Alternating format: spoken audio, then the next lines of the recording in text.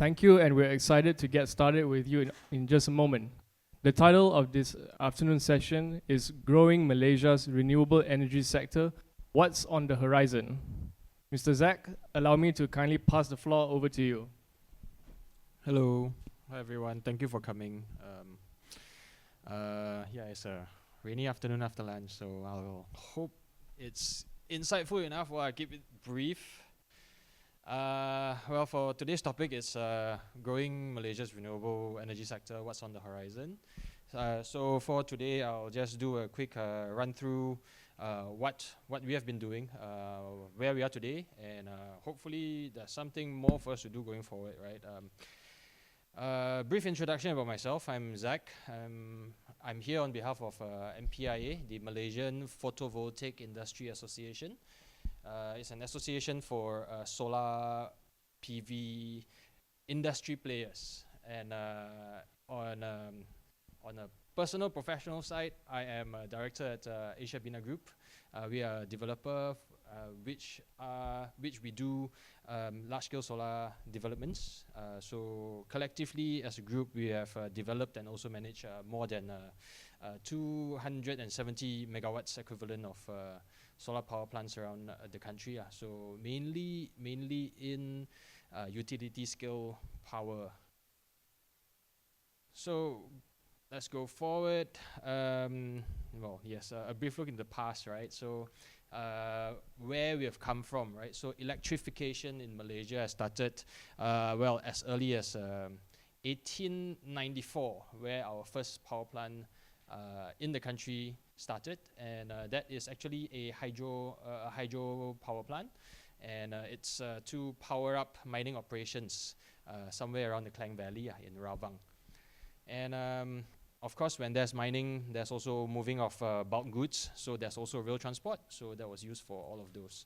And over the years, as the country develops, as we grow and develop, there's more needs for electricity, for energy.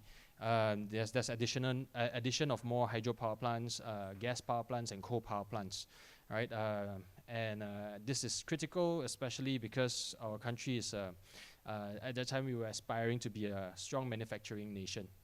So leaping much forward into the 2000s, more relevant to us, starting from 2011, we started to have solar PV in the country.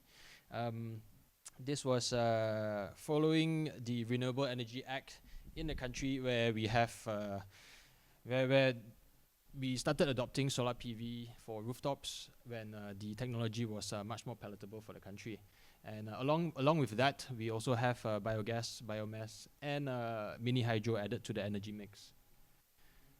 So where we are today, our energy mix, we have, if you can see on the bottom, we have coal, gas, hydro, solar, biogas, biomass, and diesel power in certain parts of the country. So this is generally what we have.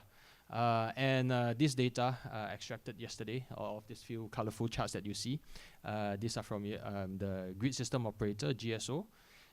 They have kindly published all of this data for all of us to access, right? And as you can see, we start with the right side.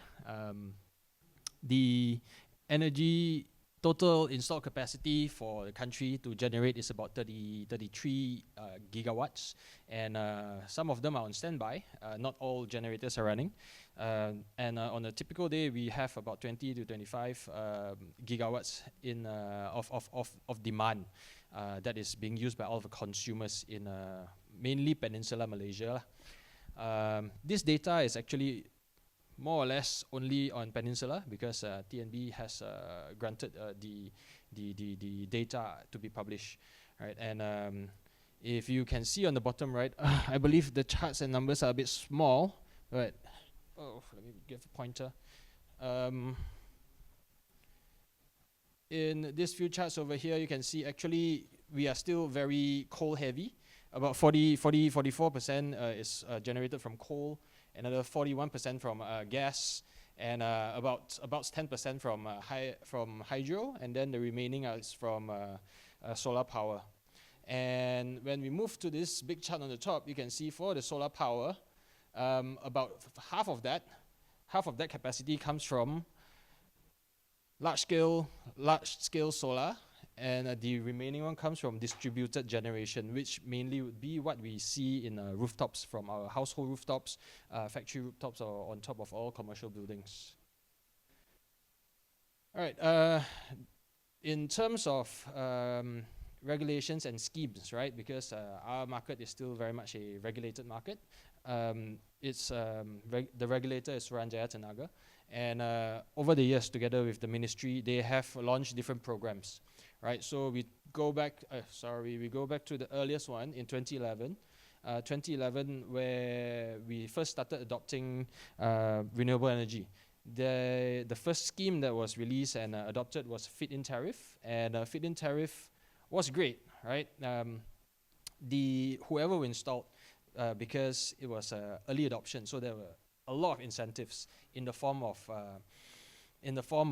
energy price. So whatever that you sell back to the grid as a generator, I would be paying electricity at about 50 cents per kilowatt hour.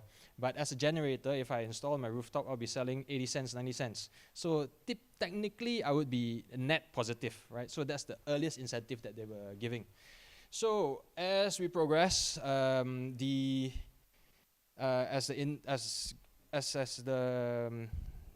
whole country started adopting more, there's no need for so much incentives to be given, right? So it evolves into net energy metering and Celco. So I'll go one by one. Net energy metering is where you consume what you generate, but what you don't consume, you can sell it back to the grid. Whereas Celco, as what it says, you consume what you generate, and you shouldn't be generating more than that, right?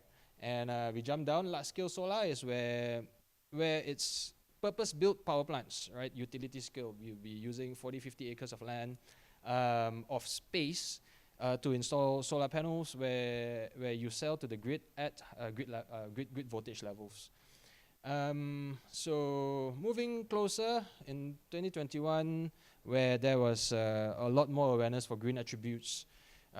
When green attributes are being traded as an instrument, more corporates are looking to buy these green attributes, which we call as renewable energy certificates.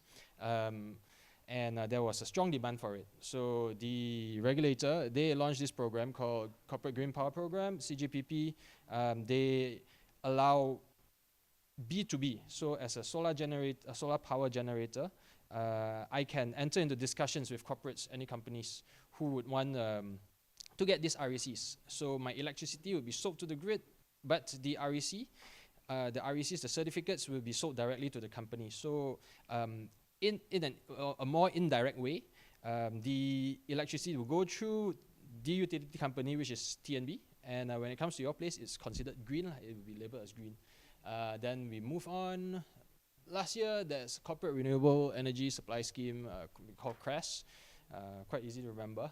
So CRESS is a bit more, is less unbundled. It's considered where you sell electricity and these renewable energy certificates together to the corporate buyer, right? So the difference is, for CGPP, you sell RECs. We sell RECs only. For CRESS, you sell electricity and REC. And then recently, if anyone's been following the news, there's one that's called CREAM. And this program, sounds very, very like food, right? But for CREAM is where households can lease out their roof space for solar investors to install the solar power, and then eventually it will be something more similar to CRESS, right? So what has been driving all of these green agendas around the country? It's not just the country, it's the world. The biggest driver is the targets that countries around the world have agreed to in the Paris Agreement. Right? In Paris Agreement, everyone knows, or most people will know, it's a collective target that the world would like to move towards where we aim to limit the temperature rise by less than 2 degrees. Obviously, the goal is still a bit far away, but yeah, taking baby steps. Everyone is doing their part right now. The awareness is there now, right? And there is also opening up of the grid to allow more capacities. We are looking, ASEAN as a region, are looking to have a ASEAN power grid where all countries would have their power networks interconnected with each other. So by allowing this, there will be sharing of powers across all countries. We are aware that renewable energy is intermittent. We talk about solar power. It's like when we walk outside in the streets, right? When there's a cloud, it comes in, you don't get a lot of sunlight anymore. So similar for solar PV, when you don't get a lot of sunlight, the power generation will drop for that moment, right? So we would need a lot of capacities to be exchanged around the region. By sharing this, we can have a lot more capacities to be injected to the grid lah. On top of all of this, we have national roadmaps. A few years ago, Economic Ministry have released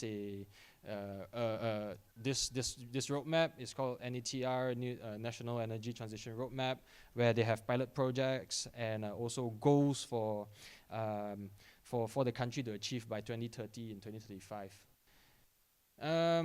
Then we have companies who have their own commitments, corporate commitments, where they sign up for RE100 and UN SDG goals. They would like to comply. They aim to comply with all of these sustainability goals, which is great. And then, of course, after all of these private initiatives, these enablers, we also have the stick, the carrot and the stick, right? More and more countries are implementing carbon taxes, and Malaysia is no different. In last year's budget, Malaysia has also announced a carbon tax to be implemented in the coming years for certain industries. Well, we covered a bit of net energy metering and Celco just now. So this is just what we have right now. It's still available in the market, mainly for consumers. This is what businesses and households you tend to see when all of these solar installers will come and pitch to you, or when you intend to go green, right? So generally, it's quite similar. It needs to be installed on premise. As mentioned just now, the biggest difference is where for NEM, you have whatever you have access, it will be sold in the grid, sold back to the grid in terms of credits in your next month's bill, so it can be offset. Whereas for Celco, you can only install as much as what historically you have been consuming, so there's no exports from your premise. Then there are also size limitations. For NEM, it's limited to 1 megawatt. Celco, you don't have a limit, but in the latest revision of the guidelines released also a couple months ago, there will be requirements for battery storage to be installed. So this would be something new. So in terms of, let's say, if you're a large consumer, you have a chargeman, they would have bigger responsibility to look after your installations. But nonetheless, it is pretty much required now, because in technical terms, the grid is reaching its limit in terms of variable energy that it can take. So with the battery system being installed, if you install a larger capacity on your rooftop, you will not be your generation will be much more stable. It doesn't impact the grid as much, because on your side you are already stable. Whatever intermittence, when you generate more, it will be stored in the battery, and then it will be discharged when your PV generation is low. Right, so when at your side you are stable, from TNB side or the utility companies, they don't need to experience the intermittent supply to make up for all of these drops. So suitability, this one is self-explanatory, right? When it comes to a smaller system, typically it's for smaller consumers, and depending on your consumption patterns, you might want to have an advisor to look into it for you. All of these consultants and solar installers, they'll come and advise you all on this. Then that one was for consumers, and now we move on to utility scale projects. Right, utility scales, typically we are talking about 10 10, 20, 30 megawatts and above. So in recent projects, recent announcements, the latest projects that were announced is up to 500 megawatts. So just now we were talking about the consumers who are the key beneficiaries, right? So over here is for LSS, the beneficiary would be the utility company who is the off-taker, because all of the power supply will be given to the utility company. And then in terms of the electricity, right? So the utility company would take up all of the electricity that was generated from LSS plants. And green attributes, typically and historically in previous LSS programs, it is all given to and belong to the utility company. Then unless there's a difference in specification in the power purchase agreements, otherwise it might have different arrangements. And for LSS, it's always a long-term, it's more or less a concession. It's a long-term arrangement where you have with the utility company. Then this is what we spoke about. It's a bit newer. It's called CRES. And this one, we would have electricity and RECs, the green attributes that are being sold together in a bundle together to the corporate consumers, where the power producers enter into an agreement together with the corporate consumers, right? The electricity is not directly sold to the premise of the consumer. So let's say if it's a hotel or a factory, the solar power plant do not connect directly. It can be off-site, located somewhere else, and the green energy will be sold through TNB's current transmission grid network. Right. Yeah, about in terms of contractual arrangements, right?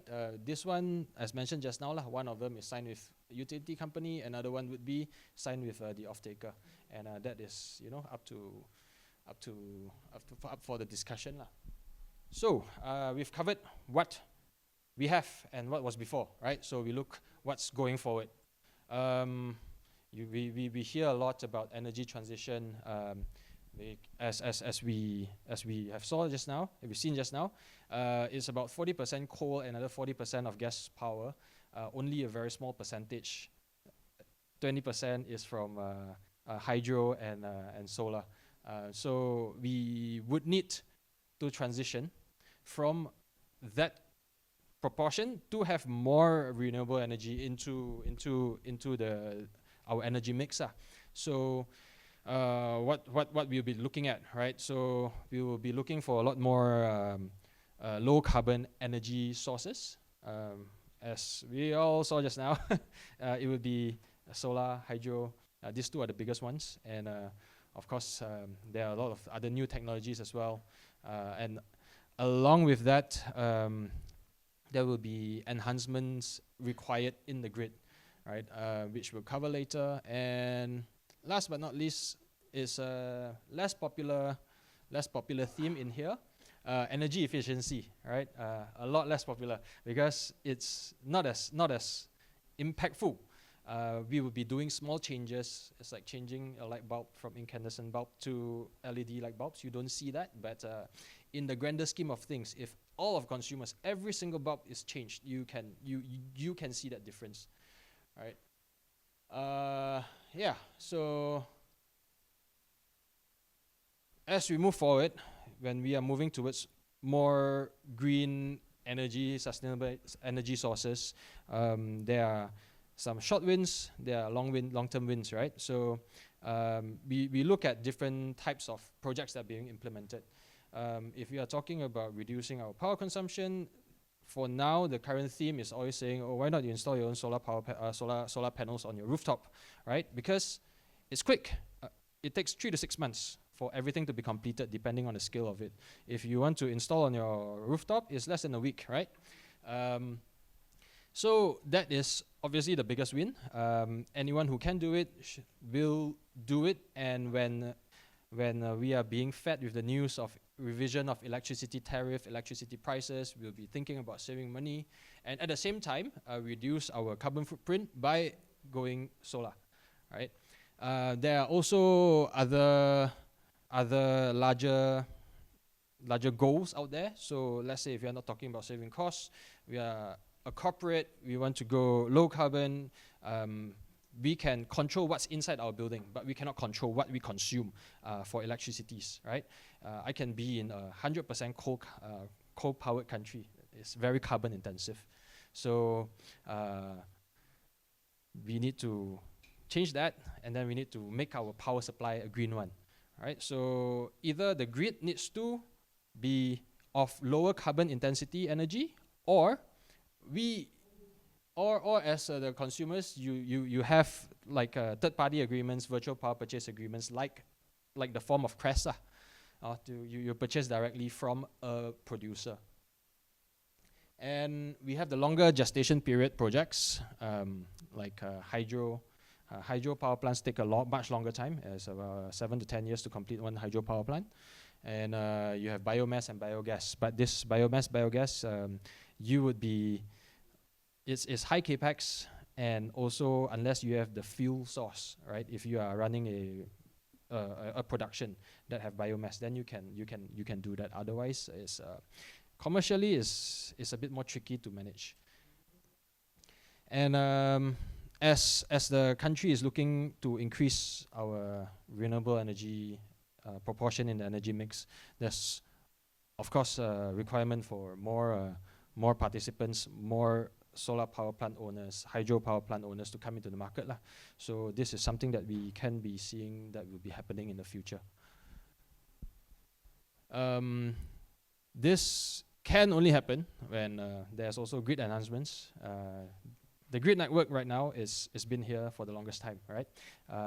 We have a pretty solid utility company who's running it, and but is still not enough because it's built for stable power supply that comes from conventional power plants, fossil fuel plants, where you can control the inputs.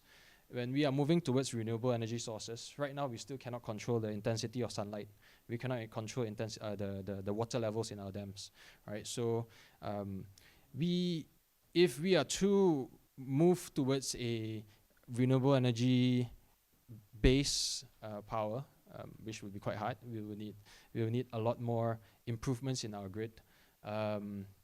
So things like in changing all of the cables that you see on the pylon towers to make it to have higher carrying capacities, or even at all of the substations that sometimes you'll see around, you will need to have a lot more control mechanisms and a more granular monitoring system.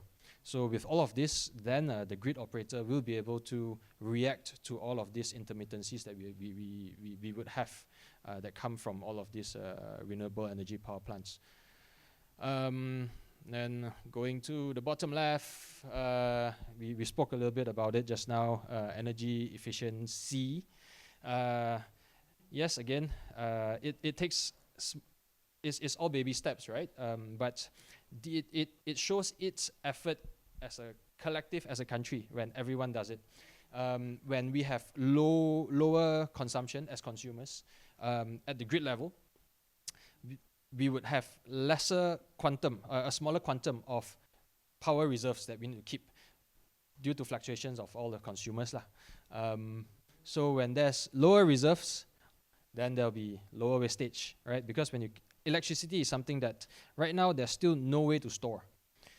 It flows straight into the grid. So if it's wasted, it's wasted. Right, so all of these reserves, if it's not consumed, is wasted. So when we have lesser reserves required, we have lesser wastage, and lesser wastage means lesser fuel consumed. So per carbon intensity per unit of electricity that we consume would be lower. Right, then of course there's new technology adoption. Just now we mentioned about battery storage, storage of power. So battery storage will be needed. Going forward, there's an exercise going on at the ministry to source for battery energy storage systems around the country. It's not new in the world. A lot of countries in Europe, Australia, China, they have adopted. They've done quite a lot of projects, but it's still relatively new here. So it will be something exciting. We'll see that happening in the nearest time. And of course, there's also other technologies that have been in the talk of the town, right? The whole industry is talking about hydrogen power, but it's not so easy to have to set up a whole new supply chain for hydrogen, because hydrogen, there's a lot of classifications. It can be derived from fossil fuels, it can be derived from water, right? And all of these are actually quite energy intensive. If we want green hydrogen to come with, we would need green power supply to the hydrogen plant. Then when you have the electrolyzing plant, then you can only have enough hydrogen that you produce to use it as a fuel source. This will take quite some time and a lot of investments. Then there's also carbon capture coming in. We have been seeing in the news in NETR. There is Petronas who is leading this venture, right? Using offshore platforms, capturing carbon dioxide from the atmosphere and pumping it down into some oil wells. And there's nuclear. Everyone's always talking about nuclear, right? We are all afraid about it with all of these events that we have seen it over the past few years, past 30 years. It's new to this region as well, but it's still something that is being explored. Again, all of these are long-term projects, right? You need to set up a whole new supply chain, a whole new talent pool. That will take a long time to set up. So right now, what's fastest is all what we have, which is solar and hydro, right? We as a country are a bit more comfortable working with this, so we will see a lot more of this happening. So this one will be open to the floor to suggest, right? This is a conversation that we need to have at every different level. How do we want to get there to be a low carbon economy or a country that has high proportion of renewable energy? I would say, from my point of view, it's always supportive policies that is most important. As mentioned earlier, we are still a regulated market.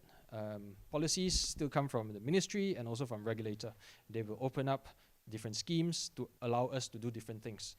So it doesn't go haywire, everyone doing different things at different standards, right? So they have been pretty supportive, but it could be much faster in announcing new things. For example, we have been exploring, there were talks in the town about sale of electricity, green electricity to other neighboring countries, private sector to private sector. But at G to G level, perhaps that conversation would take a lot more work to be done to allow all of this happening, right? Yes, we have that talk, that intention, but due to all of these regulations, it takes a long time to go through. And this would be one example. And if this, without discipline, we will not continue that conversation, right? We'll stop halfway and everything dies down. So I think it would, my point of view, these two should come hand in hand. So that there are more things that can be done by more parties, right? We cannot always rely on just utility companies to be investing in the grid and also investing in power plants, right? That would be too heavy on one party. Then there's other things such as allowing more parties to join in. We mentioned just now, I mentioned just now, we need to allow more parties come in so that everyone can play a role and do their part. And then there's financing. All of these utility scale projects do not come cheap, right?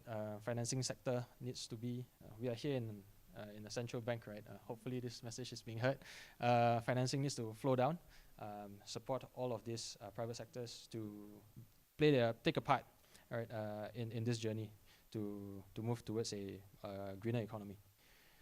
Then of course there's also collaboration. This one ties in everyone, right? All stakeholders, government, research, investors, executors of the projects, and to make it all work down to regional authorities as well, to be sensible. to enable a project to just move as fast as what we want, right? To this point, I'm open for any inputs here. Anyone have to give any inputs? No, then I think that's very quick. Yeah. Yes, please. Hi. You mentioned about policies. Currently, what are your hopes or MPIA's hopes that can actually spur more absorption or exception of solar, on-site solar, for developers, be it EPCs and also solar developers? We are in a stage where growth is sustainable, but sustainable doesn't mean fast, right? It's still a quota-based system. There will be, especially for consumers, for corporates or factory operators, all of your installations, we need to go through an application, inform the regulators, inform the key stakeholders that we are doing this. We are installing solar in our premise, right? It's quota-based, so every year or two they will inform the market. We have 300 megawatt quotas equivalent. Go apply, go install. So when the quota runs out, the replenishment sometimes may be a bit slower. It could be done in a more sustainable way, whereby towards the end, or the quota will be limited for X number of months. So before the end of it, the regulator should let the market know that there's a bit more, So as consumers, you won't say that, won't be in time already, but won't meet the quota, so I don't do it lah. I wait for the next one. Then by the time the next one come, you think that still got 2 years, right? I do it at the end lah, right? So this kind of discipline and attitude, not attitude, it's a human nature, right? This kind of human nature sometimes will deter the uptake of it. And the other part of it is a bit more towards the interaction with utility companies. There's always a limit on how much you can install, right? It also comes down to commercial terms as well, partly, because when you want to install more, the grid wouldn't want the consumer to be sometimes consuming, sometimes exporting to them, right? They prefer to be a one-way power supply. It's easier for the operator to manage their systems because they are looking at it from a system level. It's easier when it's one way, so they don't have to always be ramping up, ramping down. So when it comes to this point, they will limit how much consumers can install on their rooftops. If there's a way that we can do it in a cheaper, more cost-efficient way, that'll be great. Right now, for Celco projects, they allow people to install more, but subject to battery installations lah. That one is still new in the country. Cost awareness will take some time to be built. Then only they realize, okay, this is my ROI as a consumer. This is my ROI. It has to be accepted that this is the way to go forward, right? So that is something that needs to be addressed.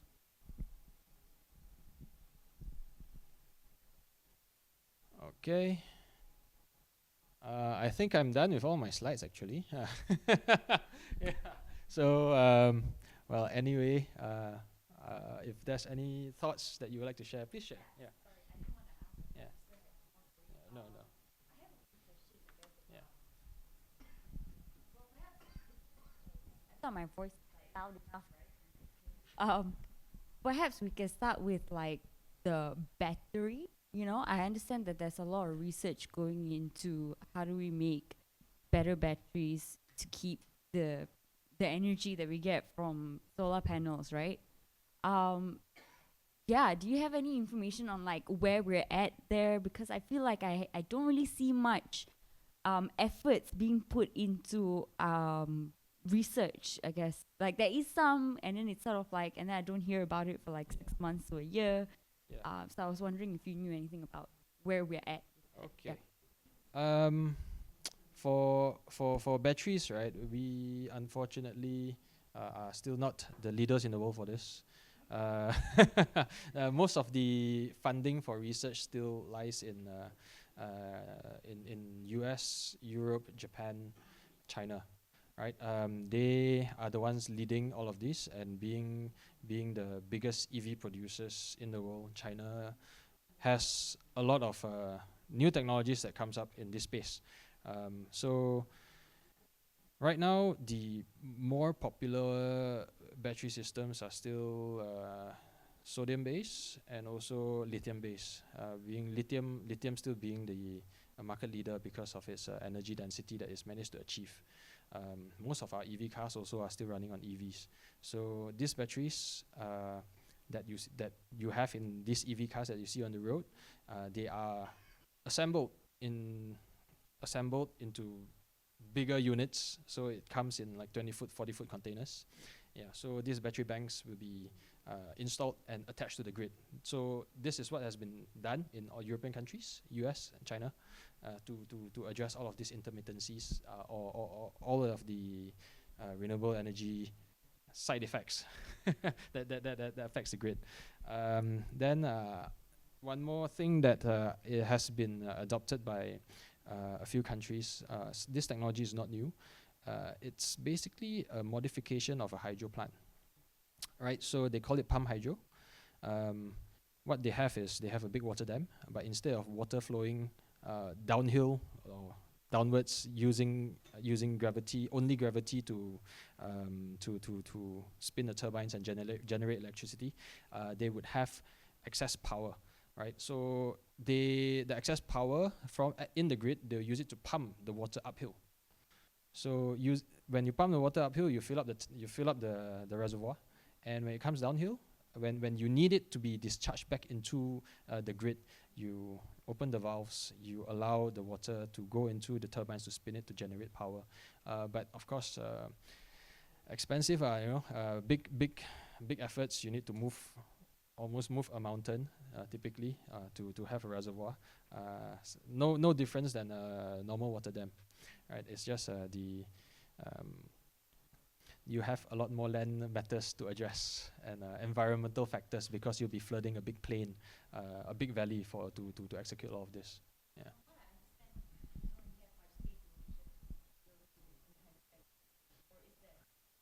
There still are. It's still a mountainous country. Yeah. But in terms of suitable places, not many, and the capex required is actually a lot more, right? And we are a tropical nation. We have a lot of forests. You really need to balance your need to maintain a forest as a carbon sink, as for the betterment of the environment, or to have it as a energy storage unit. There is also still a lot more hydro projects going on, actually. In Sabah, Sarawak, they are still executing a few more. But in Peninsula, maybe I don't hear as much in the market. Yep. Yeah. Sorry, interrupt another one. No problem. Just to add, there's one project, 300 megawatt, Nenggiri in Kelantan, that's Yes. hydro dam. That's right. This topic is for renewable energy, right? So, but it's focused more on the solar side. I understand that solar only addresses daytime and mainly suitable for replacement of peaking plants. So right now, another conundrum that we are facing is actually replacing all the utility baseload plants that we have, gas and coal. So how do we actually pivot from those baseload fossil fuel plants to something that we can actually obtain from renewable sources? Replacing, I don't. In the short to medium term, I don't see it can be fully replaced. We can move towards it is very hard to move towards a zero carbon electricity grid. Right? We can move towards a lower carbon intensity electricity grid, right? Where you have bigger proportions of renewable energy. You will still need some natural gas or a bit of coal in there. Ideally, no coal, right? Because it's the most carbon intensive fuel.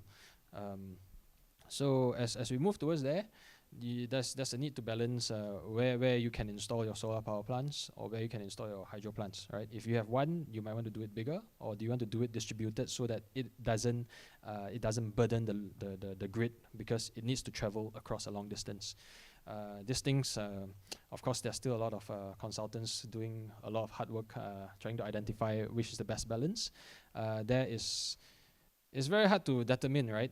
All countries would have different consumption patterns. You talk about Russia, and resources are in the east, consumption in the west.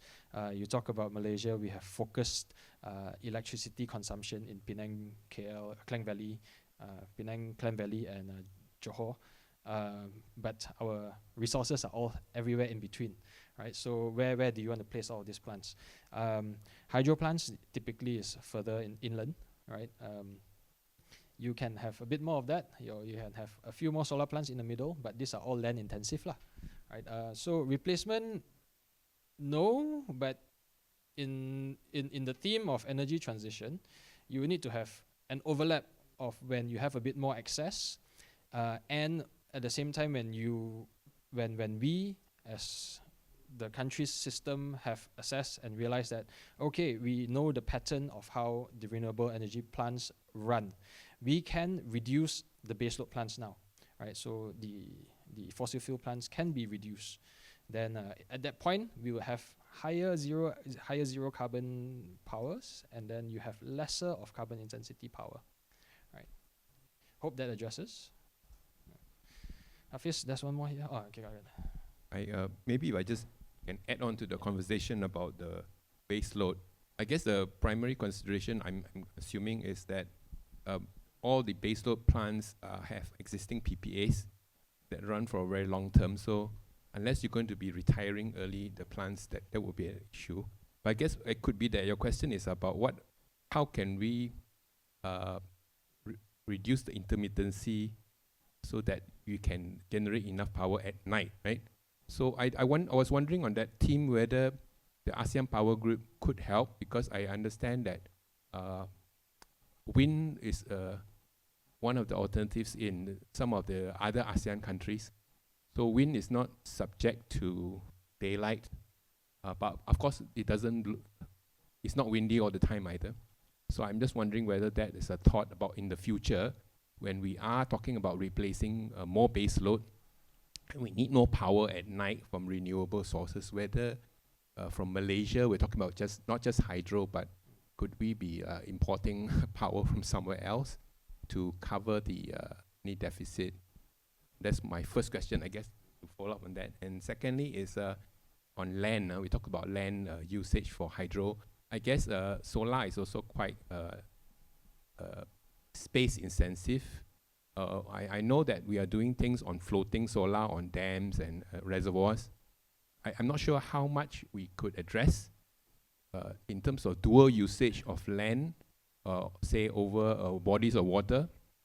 But also, is there any work being done for solar? I can't remember the term, where it's combined with agriculture.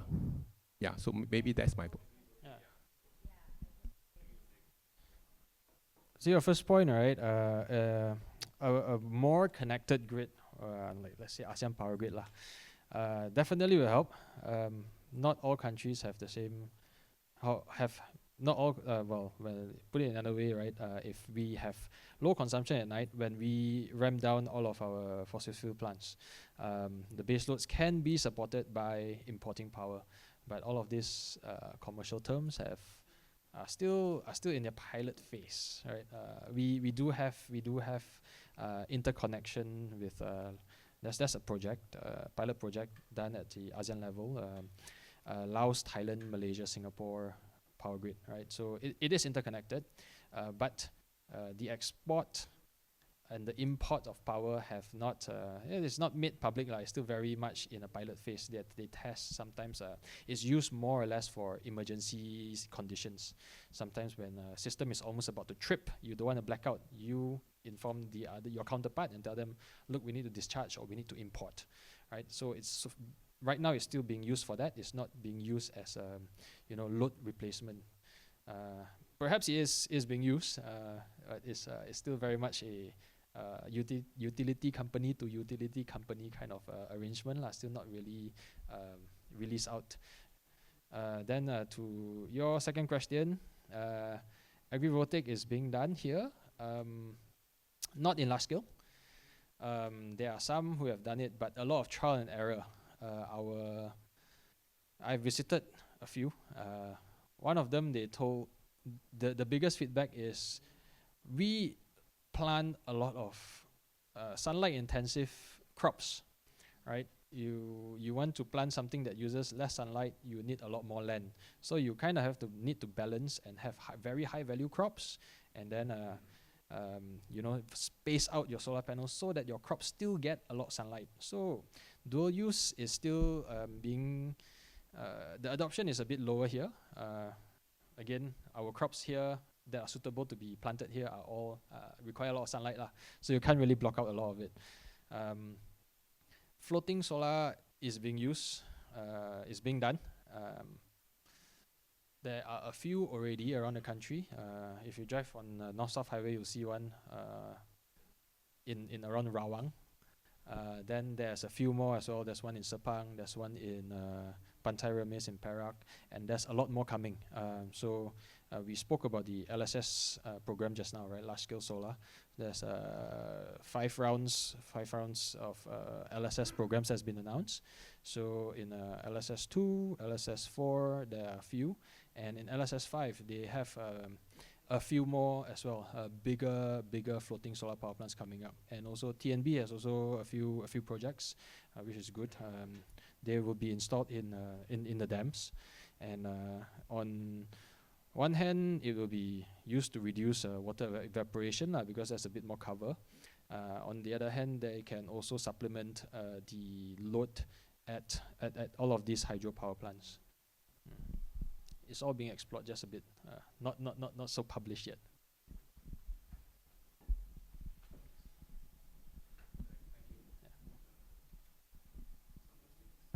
Okay. Isaac, thank you. So, throughout this whole discussion, one of the things that I was thinking about now is we transition into the industrial era through the use of coal. That's how we ended up becoming carbon negative to carbon plus, right? Now we're planning to transition, and then we transition to natural gas, right? We change from coal to then natural gas, and so the amount is less. What's on the horizon with respect to our future economy? Because energy transition relates to the future economy. Right? The whole reason we have the economy today was because we transitioned to that new energy climate that we have today. So, is this a discussion that's going on with regards to the energy transition? Because energy transition by itself, for me, as I see it, is just a part of the whole picture. So I don't know whether we're actually addressing the right problem, or like just a part of the picture rather than the whole picture itself. Because if we see the whole economy itself, maybe it's easy to transition. So maybe with your thoughts on this, thank you. So in terms of energy consumption, right? Again, it ties out back to a lot of themes actually tie back to this. First, we address carbon footprint, right? Carbon footprint and emissions is split into scope 1, scope 2, scope 3. Scope 1 is from your own production, from your own business activities. You burn gas to heat up your products. You have some carbon dioxide chemical from your chemical reactions of your production. You have carbon dioxide emissions. That's scope 1. So from in terms of efficiency wise, it needs a lot more support from these energy efficiency programs. You have better burners. You use less gas. You produce less carbon from your business activities. This is one of them lah. First is energy efficiency. Then you move on into scope 2, carbon footprint from your electricity consumption, which is where we are targeting from all of these NETA programs. So although it sounds like separate themes, everything is actually tying back together, right? And you have MGTC, Green Tech Corporation, Malaysia Green Tech Corporation, is giving out incentives for everyone, for all businesses to improve, to buy efficient, more energy efficient products, right? So everything ties back into the whole economy moving towards a low carbon economy together. So yes, when we talk about energy transition, right? Yes, it's called a transition for a reason, right? We need to, there are PPAs that's ongoing. You cannot really just cut a contract like that. You cannot end it early. So, and your new technologies cannot come in overnight. So while there's this transition, both of these fossil fuel plants and your RE plants will all need to run concurrently. And when the existing PPAs for coal plants or the fossil fuel plants, as they run out, by then, when they run out, we would have your new plants that's ready to kick in and support more as your base load. I hope that addresses. Yeah, sure. Hello. My question has two parts. Looking forward to the future 2050 energy mix, what do you think is the potential of solar to meet that in Malaysia? And then looking at Malaysia itself, do the characteristics of solar and Malaysia present greater risk to the changes in climate? Because I'm looking at today, the intermittent nature of solar is especially relevant. Yeah. 2050 goal, a lot of potential. I really think that we can achieve it. We have all of the various resources, right? We are mountainous. We have biomass industries, like we have industries that produce biomass and produce biogas as well. We have ample sunlight, right? That's why, I mean, close to equator, we have ample sunlight, just not now, right? So when we say all of these intermittencies, we still need all of the supporting systems to come in. We need the battery systems, right, to come in and support all these intermittencies. Not just battery, we need the storage systems. If we can do pump hydro, then why not? If that's a suitable location, because that one is they can produce higher power. For example, this technology has been adopted in Wales since 1970s. Yeah, that's one that's still running. So it can be adopted here, but it's just, is it economical yet, given that we are blessed with so much resources? The roadmap is definitely moving towards the being a lot more RE centric. But in terms of energy mix, hope it will exceed 50% minimum, and then this all needs a lot more investments in terms of much more solar power plants needs to be that's needed to be installed, much more energy storage systems to complement with that, to address the intermittencies. Right. In terms of climate change, yes, it will change. It affects. It will mean that probably the weather is more erratic. So again, bigger capacity, bigger storage. This will be needed to address half of this. I don't. Although the biggest aspiration is, of course, everything go to renewable energy sources, but it's inevitable. We will need a few. We still need the system to be supported by some, probably gas plants or a bit of fossil fuel plants, because those can be deployed at a more stable nature.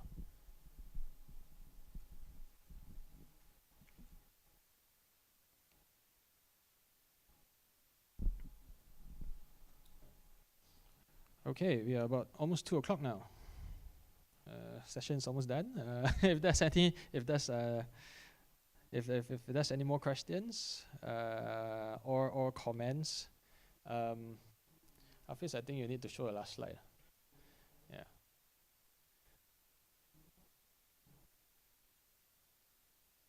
Anyway, as we are pulling up the slide, there is a survey for this session.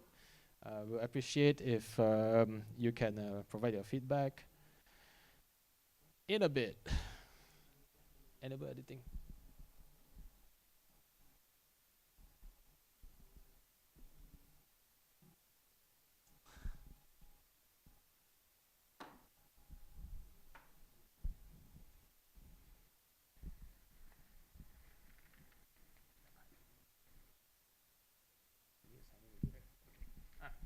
Okay, yeah, please scan your QR code. Scan the QR code here, and appreciate your feedback for a session. And thank you, everyone. Glad to have a bit of participation from all of you. Thanks. Let's give a big round of applause to Mr. Zack for that insightful and engaging session. Thank you so much for sharing your knowledge with us today. Before we wrap up, we really appreciate if everyone could take a moment to give your feedback by scanning the QR code on the screen to share your feedback. Your input helps us improve and bring you even better sessions in the future. Thank you again, and we hope you enjoyed the workshop.